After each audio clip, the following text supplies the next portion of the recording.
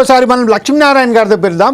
లక్ష్మీనారాయణ గారు ఎప్పుడైతే హనుమాన్లు గారు ఏదైతే చెప్తున్నారో దీన్ని మీరు ఏకమిస్తారా, దీంతో అంగీకరిస్తారా అంటే ప్రస్తుతం మనం చూసినట్టయితే రాష్ట్రాలకు సంబంధించింది మనం అప్పుల మీద అప్పులు చేసుకుంటూనే పోదామా, లేకుంటే మేక్ ఇన్ ఇండియాకు సంబంధించింది మన ఉత్పత్తులు పెంచుకుంటూ మన ఉత్పత్తులు మనమే ఎక్స్పోర్ట్ చేసే అంత విధంగా ఎదిగాం కాబట్టి దీన్ని మనమే సాధించుకుంటూ పోతే చాలా మంచిది కదా. మీరేమంటారండి ఈ విషయంపై? స్వాతంత్రానంతరం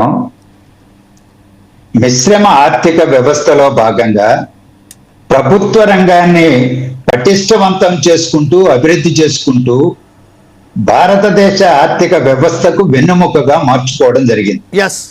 అలాగే సహకార రంగాన్ని, ప్రైవేట్ రంగాన్ని కూడా ప్రోత్సహించారు. సముచితంగానే సమతుల్యత పాటించాల్సిన అవసరం ఉంది.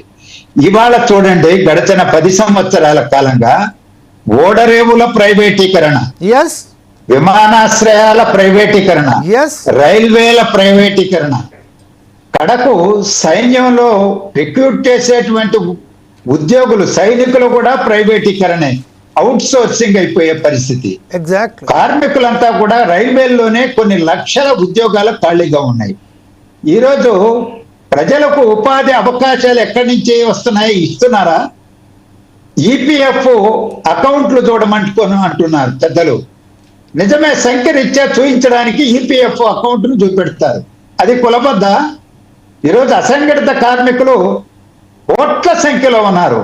వాళ్ళను నమోదు చేయడం ద్వారా ఈపీఎఫ్ దాంట్లో ఉద్యోగాలు ఇచ్చినట్టు చెబుతారా? ఉపాధి అవకాశాలు కల్పించినట్టు చెప్తారా?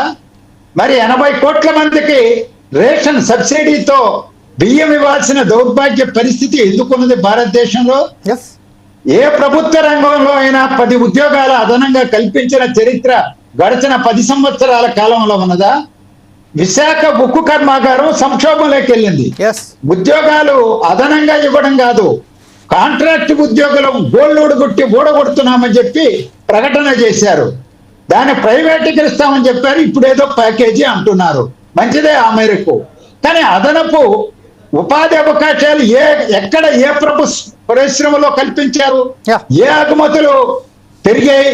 ముడి ఇనుమును ఎగుమతి చేస్తే అది ఇదే వాల్యూ యాడెడ్ ప్రోడక్ట్స్, అది వ్యవసాయ ఉత్పత్తులు కానీ పారిశ్రామిక ఉత్పత్తులు కానీ విదేశాలకు ఎగుమతి చేస్తే ఎక్కువ ఆదాయం మనకూడుతుంది భారతదేశానికి.